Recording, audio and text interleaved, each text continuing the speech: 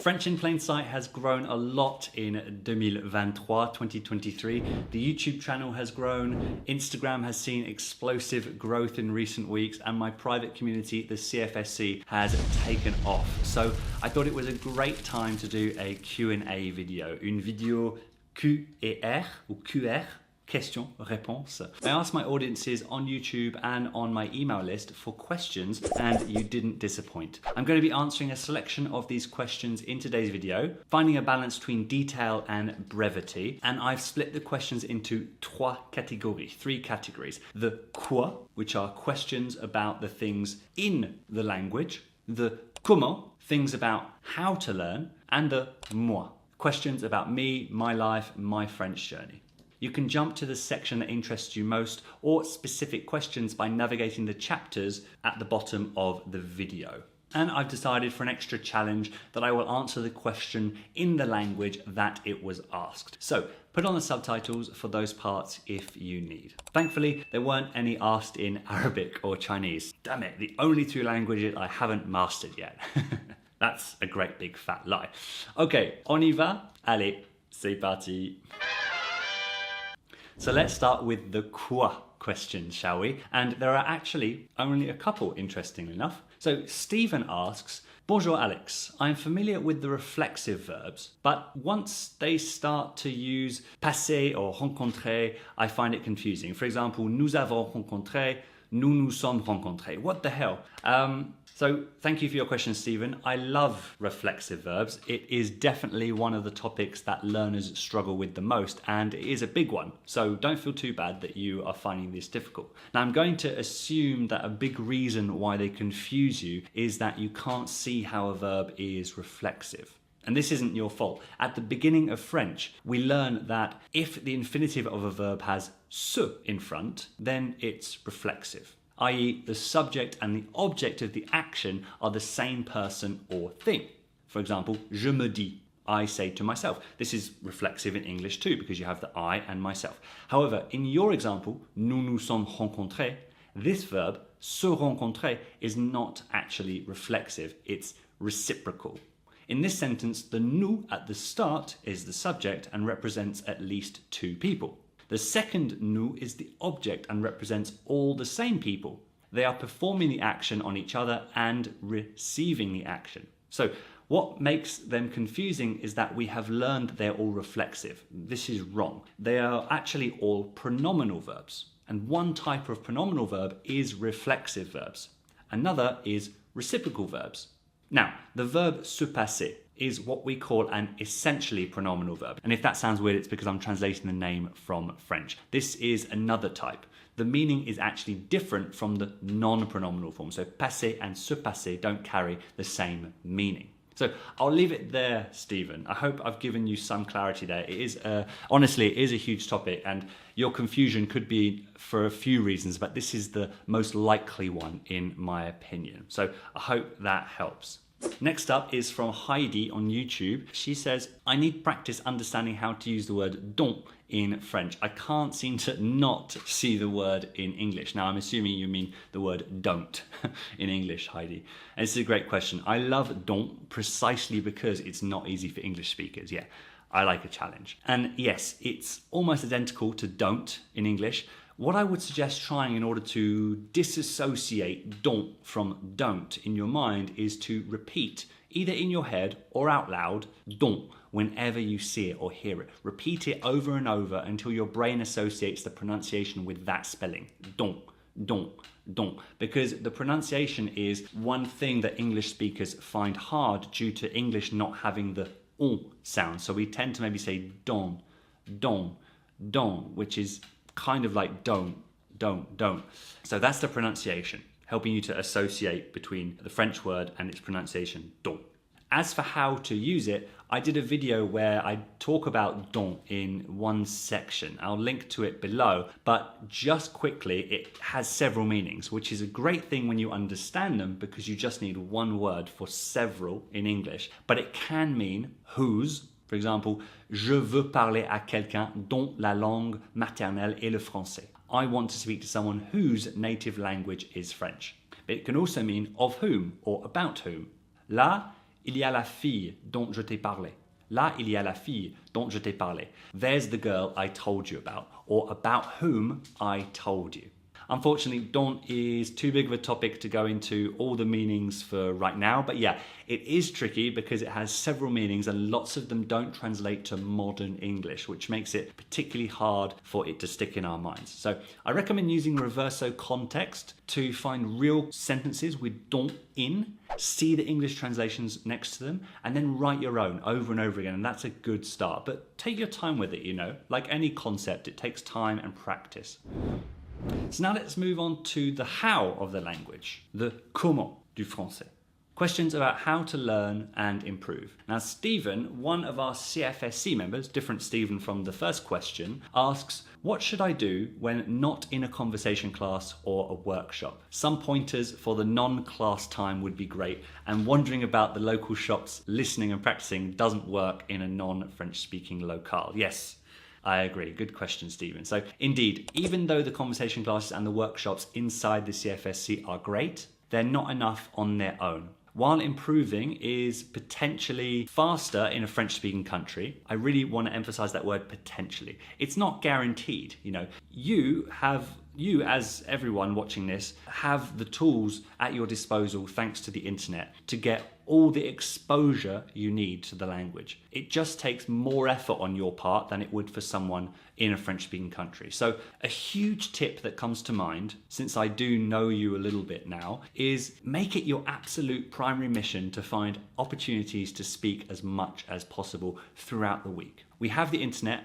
and it's a fantastic tool. You need to find speaking partners and make it a habit. Conversation exchange with natives and others inside Discord of the CFSC, tutors, group classes, solo sessions, exchanging with natives. You are the one that has control over your time, so shape it in such a way that you can be exposed to the language as often as possible. In a passive way, i.e. French in the background or not requiring your full attention, and in an active way, where you're engaging in the language. Now, remember that habits do take time to form, and so we really should curb our haste and our impatience that we can often feel. So take your time and add one thing to your routine at a time, but be consistent. And for more, you do have the benefit of being in the CFSC, so check out the modules 2 and 3 if you haven't already, and I hope that helps. Keep that positive mindset and stay solution oriented, but thanks for your question.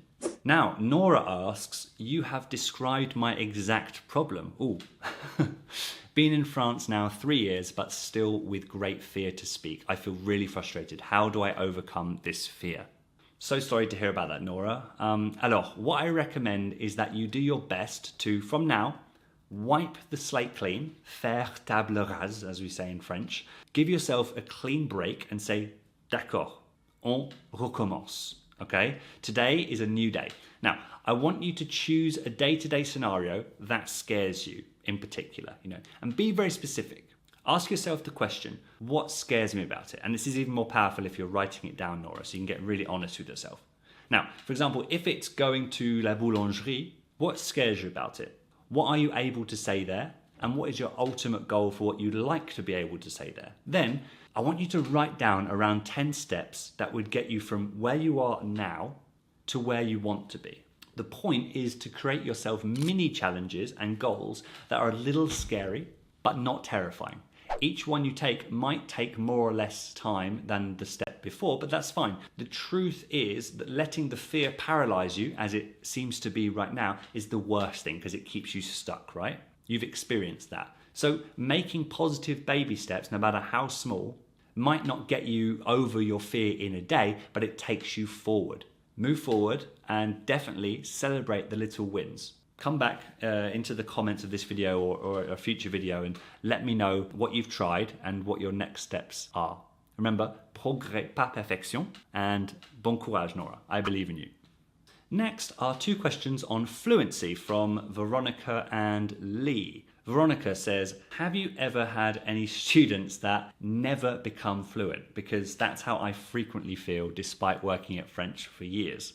Oh la la. Well, I would caution against using the word never here, Veronica. I would say never is a very long time. But seriously, we would need to define it.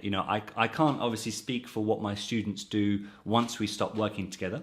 As I'll say in a minute when answering Lee's question, fluency for me is a term that changes over time. The more I learn about what it takes, the more I learn about the challenge, the more I learn about life, my definition changes.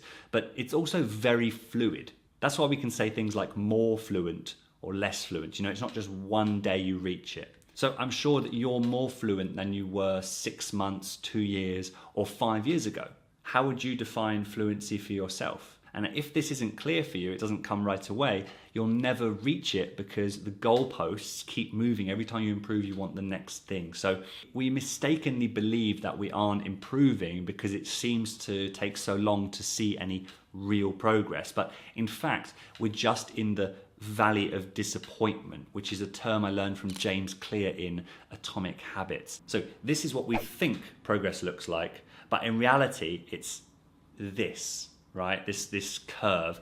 Now, if you think that they are the right ones to get you closer to your goals, then I'd suggest that you need to look out for the regular little wins on a daily or weekly basis that might be going under the radar and unnoticed and uncelebrated, because you're probably only looking out for the big signs of progress. The thing is, the big milestones take longer to reach the higher our level becomes. It becomes more and more crucial to enjoy the process of learning and set short-term progress so you can regularly get that rush of excitement and joy, right? And you get to choose what that looks like. Now, Lee asks, I started learning French to become fluent, he puts in quotes. The more I practice and study, I don't even know what that means. My current goal is communication without humiliation. What does fluency mean to you?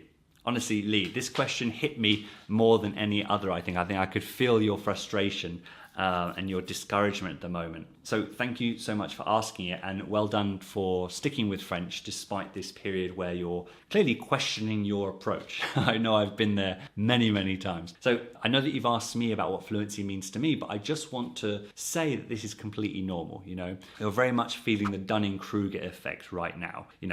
We have confidence here and we have competence here, and you're probably somewhere up here, right, around the top of the curve here.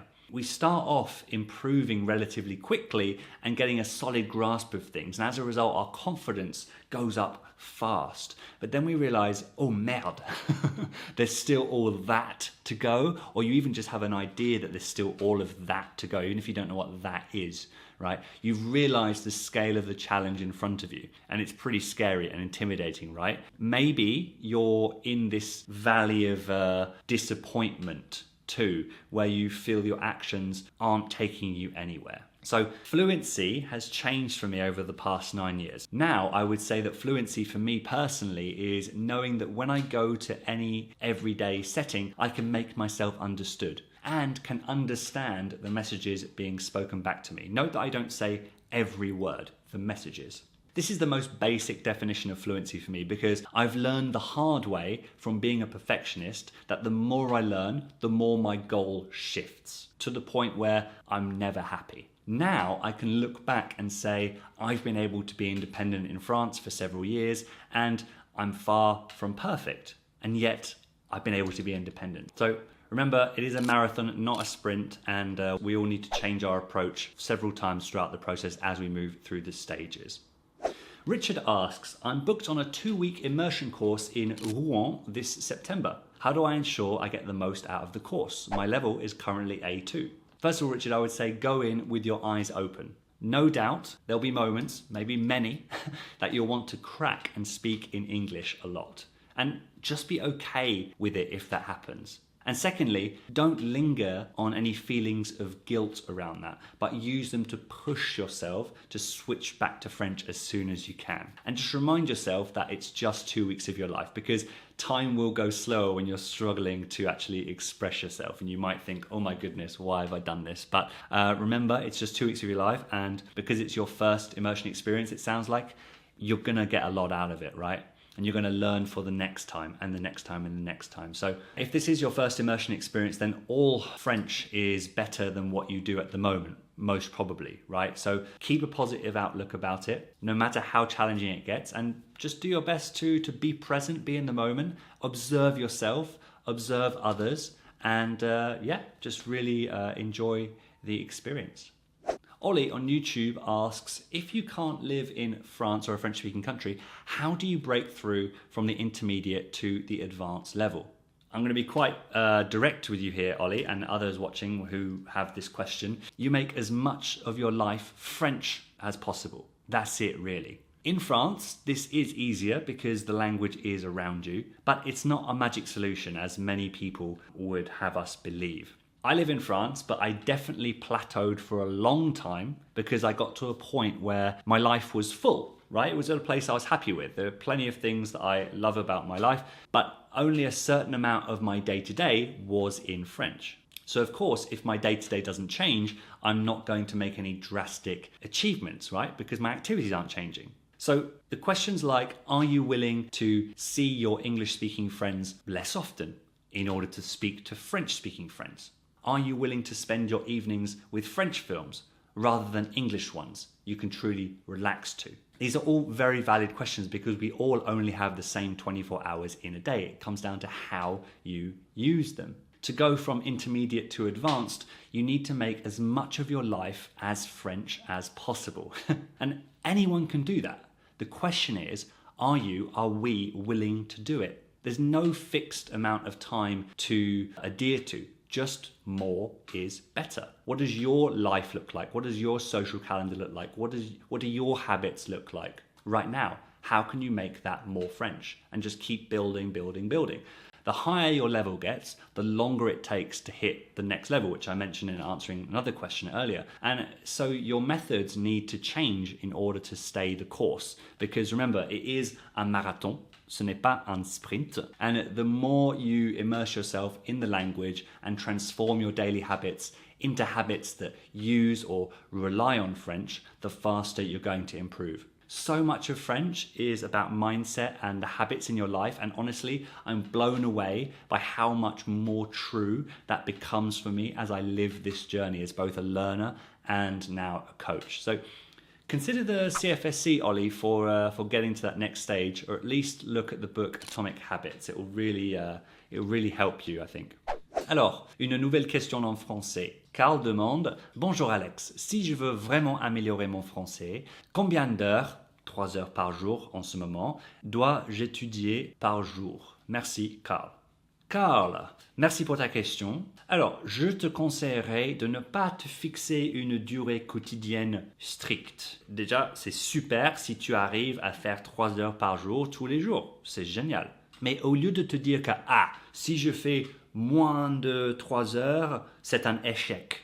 Non, c'est pas la bonne mentalité d'avoir. Au lieu de ça, concentre-toi sur la qualité des activités que tu pratiques pour avancer régulièrement. Plus tu pratiques les activités de qualité, plus tu vas prendre plaisir dans ce que tu fais, plus tu vas progresser. Mais bien sûr, si tu arrives à faire 3 heures par jour, tous les jours, tu vas progresser vachement plus vite que quelqu'un qui travaille 10 minutes par jour. La régularité, c'est ce qui fait la différence. Parce que beaucoup de monde, ils commencent par faire 1 heure, 2 heures par jour et au bout de 2 semaines, 3 semaines, ils n'en peuvent plus, ils sont trop fatigués et les autres aspects de la vie interrompent leur progrès, leur travail, leur rythme et ils laissent tout tomber, quoi. Donc, trouver le minimum qui fonctionne pour toi d'une manière régulière. Voilà, ça, c'est vraiment la clé et la qualité de tes activités. Ensuite, 2 questions sur les examens de DELF et DALF. Aneska demande, dois-je passer mon DELF B1 pour déménager et vivre en France, à votre avis? Aussi pour obtenir le travail, merci. Et Ridwan demande, salut Alex, merci pour tout ce que tu fais, c'est vraiment gentil de ta part. Ma question, c'est que comment puis-je arriver à parler cette langue comme natif? J'ai réussi mon DELF B2, mais j'en veux plus. Est-il conseillable de passer le DALF? Qu'est-ce que tu conseillerais? Merci beaucoup. Alors, tout d'abord, je dirais que s'il est demandé qu'on réussit un examen pour pouvoir venir en France, évidemment, je vous conseille de passer l'examen. Je crois que le niveau B2 est souvent le niveau demandé pour pouvoir travailler en France, mais ça dépend du travail. Si c'est dans un café ou un bar, peut-être que le niveau demandé sera plus bas. Au-delà de ça, le choix de passer des examens officiels est entièrement un choix personnel. C'est très très personnel. Suivez votre intuition, ça c'est mon avis, mon conseil. Ridwan, si tu as passé et as réussi le DELF B2, félicitations. Et ma question pour toi, c'est est-ce que tu sens que obtenir le niveau C1 te permettra de te rapprocher de ton but? Si oui, vas-y. Sinon, laisse tomber. Moi, j'ai obtenu le niveau B2, mais j'ai senti après que je n'étais pas vraiment plus proche de mon rêve de parler comme un natif, de pouvoir me débrouiller dans des conversations naturelles de tous les jours, l'humour entre amis sans réfléchir, tu vois. Donc, le cadre fourni par les examens était trop rigide et formel pour moi. Donc, j'ai continué par moi-même. Je préfère apprendre le français de tous les jours en m'immergeant dans le français de tous les jours et de perfectionner ma grammaire avec des outils sur Internet, par exemple. Donc, ça, c'est mon opinion sur les examens. Bonne continuation à vous deux. Alors, now let's see what you've asked about little old me. David ou David demande « Salut Alex, je suis grand fan de ta chaîne et tes conseils m'ont beaucoup aidé à m'améliorer les compétences. » Voilà ma question. Même si ton niveau est plutôt avancé, est-ce que tu continues à avoir des difficultés en comprenant certaines choses? Soit la grammaire, soit des mots argotiques, soit quoi que ce soit. Merci. Eh bien, oui, David, je dois avouer qu'il m'arrive des moments où je ne comprends pas tout ce qu'on me dit. Ce sont presque exclusivement des mots de vocabulaire que je ne connais pas et qui m'empêchent de comprendre la phrase. C'est frustrant, ça a toujours été frustrant, ça va continuer à être frustrant, mais je connais la raison. Pour la plupart d'une semaine typique, je ne suis pas souvent exposé aux francophones natifs.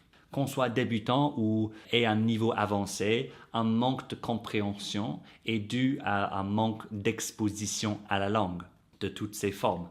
Soutenu, argot, ce que vous voulez. Je continue quand même à m'améliorer tous les jours car je parle tous les jours et je lis, voilà, je parle et je lis, j'écoute. Mais je parle plus de français avec mes élèves actuellement qu'avec les natifs. C'est aussi simple que ça la raison. Donc si tu n'es pas satisfait de tes compétences au niveau de la compréhension en ce moment, 2 conseils. Écoute plus et reste patient. C'est des conseils que j'applique à ma propre situation. Une question de Raymond ensuite. Pourquoi tu as choisi de vivre à Montpellier? Et Patricia asks, tell us about you. What made you leave your day job? Actually, what was your day job? What do you love most about France? Alors, je réponds à la question de Raymond en français parce qu'il l'a posée en français. Pourquoi tu as choisi de vivre à Montpellier? Alors Raymond, tout simplement, je ne connaissais pas Montpellier avant d'arriver ici. Mais à l'époque, je cherchais un endroit pour faire une expérience d'immersion en France. Et à cette époque, je m'étais rendu compte à quel point j'avais besoin d'un climat ensoleillé, voilà, où il fait souvent beau, parce que ça influence beaucoup mon humeur. Et donc j'ai trouvé un programme d'immersion qui m'a permis de vivre pendant un certain temps avec une famille près de Montpellier. Et en fait, pendant ce séjour, je suis tombé amoureux de la ville. Et donc, je suis resté ici, quoi. C'était aussi simple que ça. C'était dans le sud où il fait beau et j'ai pu m'améliorer en français en même temps. And Patricia asks, so tell us about you. What was my job before French in Plain Sight, and what do I love most about France? Well, what I love most about France is that it allows me to continue to live my passion. I love being able to walk around and hear the language around me. I can pick up something interesting in almost every sentence. And yeah, I absolutely love that as the first thing that comes to my head. And after that, specifically Montpellier with the charm of the old city, the mix of French and international crowds I really like. It's a city, so but it's not too big, it's not too small. This is the perfect size for me. So I can answer more about Montpellier than France actually. What was my day job before? I was a web developer. I still do all the web development for French in Plain Sight for the time being. So I enjoy being able to apply both skills. I'm very technical and very logical, and I like hiding myself in a problem for hours and coding myself out of trouble. So yeah, j'étais informaticien. J'ai fait mes études dans l'informatique. A long time ago now. So thank you for your question, Patricia. Oh, and what made me leave my day job? Well, it wasn't very fulfilling. I was working for someone else. We created software for big marketing departments and advertising and brands, right? It felt like I wasn't really making a difference. So when I found the language, I felt like I could make a difference in my life. And then later, I found I could build my dream of being location independent by having an online business allowed me to work from anywhere. And the fact that I can join that with a personal passion is the ultimate for me. So yeah, that's the answer to that. Wendy demande, est-ce que tu penses que tu resteras en France la reste de ta vie? Ouf, franchement, je ne sais jamais où je serai l'année prochaine et encore moins pour le reste de ma vie. Donc, tu m'as vraiment posé une colle là, Wendy. Avec un peu de chance, ma vie sera longue et pleine de belles expériences, Wendy. Désolé, je ne vais pas pouvoir te dire oui ou non à cette question pour l'instant, parce que je préfère vivre dans l'instant présent. Anita, salut Anita, tu es un fan depuis longtemps, depuis le tout début, donc merci beaucoup à toi pour ton soutien. J'espère que ma question n'est pas trop intime, mais est-ce que tu vas renoncer à la citoyenneté britannique quand tu obtiens la citoyenneté française? That's a difficult word to say. Et quelle différence cela fera-t-il à ta vie? Non, Anita, elle n'est pas trop intime et tu peux aussi dire indiscrète et elle n'est pas non plus indiscrète. Alors, pour ceux qui ne le savent pas, j'ai demandé la nationalité française cette année et j'attends la décision de l'État. Mais la personne à la préfecture m'a dit que j'ai un très bon dossier, donc normalement je vais recevoir la nationalité d'ici quelques mois. Non, je ne compte pas renoncer à ma citoyenneté britannique, tout simplement parce que je ne suis pas obligé de le faire et aussi parce que je me sens toujours britannique dans mon cœur. Quelle différence fera-t-il à ma vie? Être français me permettre de me sentir plus légitime, je crois. Mais à vrai dire, ça ne changera rien dans ma vie quotidienne. J'ai déjà quelques habitudes culturelles comme acheter ma baguette fraîche de la boulangerie plusieurs fois par semaine, manger de la raclette en hiver, etc. En fait, je me demande ce que je ressentirai quand je commencerai à présenter mon passeport français à l'aéroport, par exemple, mais je te tiendrai au courant. Harry demande, ou Harry en français, je suis musicien et mélomane. As-tu une chanson française préférée? Aussi, as-tu une chanson que tu le recommandes aux personnes qui parlent moins couramment le français? Quelque chose avec des paroles faciles à suivre, par exemple. Harry. Alors, Harry, moi, j'aime bien les paroles, c'est-à-dire les mots. Et c'est pour ça que je suis devenu coach de français. Et aussi, j'aime beaucoup les chansons qui parlent de la vie d'une manière sincère. C'est pour ça que j'adore beaucoup des chansons de Orelsan, comme La Quête, par exemple, mais aussi des chansons de Gims, comme Tu vas me manquer. Je trouve que les paroles de Gims sont relativement faciles à suivre, mais le mot-clé là, c'est relatif à son niveau. Donc, ça dépend de ton niveau et de tes goûts musicaux, bien sûr. Arashi Shokchan, I hope I'm pronouncing that right, demande « Bonjour, lorsque vous parlez le français, est-ce que vous trouvez une différence dans l'usage de votre bouche et de votre langue par rapport à l'anglais ?» Souvent, non, mais vous m'avez fait y réfléchir. Donc, je vais dire que je remarque que mes lèvres passe plus de temps dans cette position à cause de prononcer on et ou, deux sons qu'on n'a pas en anglais. Mais en termes de prononciation, je suis assez feignant. Je sais bien que souvent je le prononce en, comme conversation, conversation. Voilà, donc la prononciation n'est pas parfaite. She Who Reads asks, Hi, I follow you both on Instagram and on here. I'm curious about the languages you know. Are you multilingual? Now, when you say multilingual, you probably mean the languages that I can at least have a conversation in. So I'm going to use that definition. I would say just English and French. I've dabbled with Spanish over the years. Y hablo un poco, but not enough for a conversation. I also learned Polish for a couple of months last year, and I was impressed by how quickly that went in. And now I'm doing a little bit of Danish every day because I love the sound of that language. I know words here and there in many other languages because I'm an enthusiast, right? But I wouldn't include them because I've never spent any serious time or time actively working on them. Voilà, I had great fun going through your questions, tout le monde. Thank you to those who submitted questions, and sorry if yours wasn't answered in the video. If any more come to mind, be sure to leave them down in the comments below and I'll get to as many as I can.